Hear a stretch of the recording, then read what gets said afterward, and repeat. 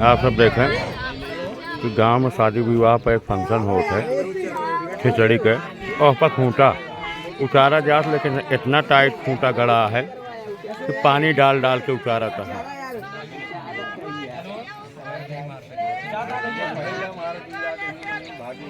खूंटा उतार नहीं पावत है, तमाम विधि लगावत है। आप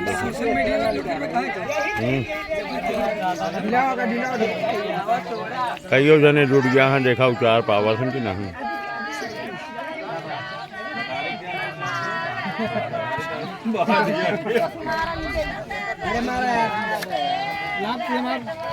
चार जने आए लौट गए, एक जने जुटा है, देखा खूंटा उतार पावत है कि नहीं। जियो फिर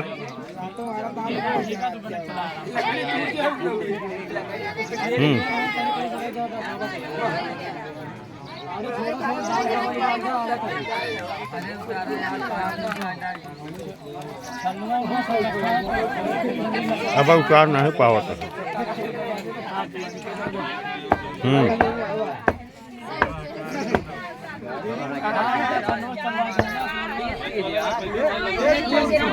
अब तक खूंटा उतार ना पावत है।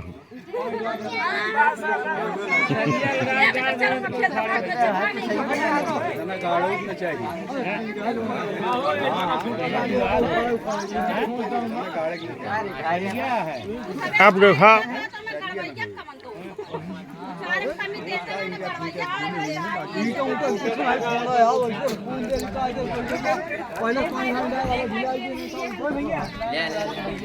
कईयों जने जुटा हैं, देख कितनी देर में खूंटा उचार पावा।